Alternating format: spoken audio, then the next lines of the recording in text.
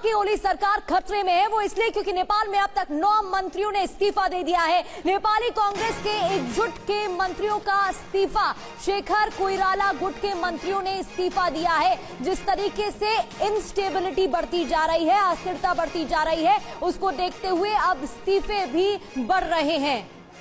और हमारे साथ मनीष झा भी मौजूद हैं। मनीष, जिस बात का मैं जिक्र थोड़ी देर पहले कर रहा था कि ट्रिगर पॉइंट भले ही सोशल मीडिया बैन हो, लेकिन असल मकसद अब इस आंदोलन का कुछ और ही नजर आ रहा है। गृह मंत्री समेत 9 मंत्री इस्तीफा दे चुके हैं। पूरी संसद को भंग किया जाए, तमाम सांसद इस्तीफा दें, ये डिमांड अब प्रदर्शनकारियों ने सबके सामने रख दी है। क्या होता हुआ आप देख रहे हैं? बांग्लादेश और श्रीलंका के बाद अब बारी नेपाल की है क्या? देखिए, छोटा सा मुल्क है और अभी 20 से ज्यादा बच्चे मारे गए हैं, इसके अलावा सैकड़ों घायल हैं। अब ये एक ऐसे मुल्क को, नेपाल जैसे मुल्क के लिए बहुत बड़ी बात है। पहली बार उन्होंने इस तरह का सामना किया। आप सोचिए तस्वीरें, संसद भवन जिन बच्चों को देखने जाना चाहिए था, उन संसद भवन के सामने जिस तरह से सुरक्षा बलों को खड़ा किया गया।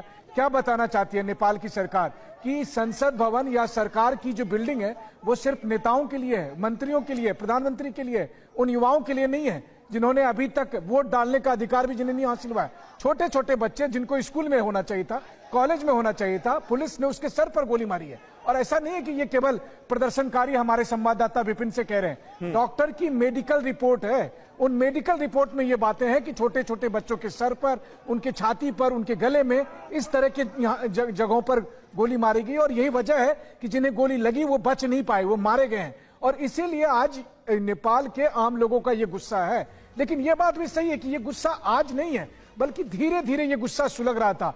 आप ये देखिए, पहले तो ये बहाना बनाया जाता था कि नेपाल में राजवंश है, इसीलिए डेवलपमेंट नहीं हो रहा। तो अब तो 20 साल हो गए, राजवंश नहीं है। अब तो 20 साल से लोकतांत्रिक सरकार है। और उस लोकतांत्रिक सरकार ने क्या किया? नेपाल के इतिहास को यहां पर खून से रंग दिया, जब 20 से अधिक लोग मारे गए। और होता यह था कि जब भी कोई दिक्कत आती थी, आप भारत का नाम बदनाम करते थे। लेकिन पहली बार ऐसा हुआ है कि नेपाल के लोगों ने भी महसूस किया कि नेपाल की सरकार या वहां के राजनेता भारत को बदनाम करने की कोशिश करते थे।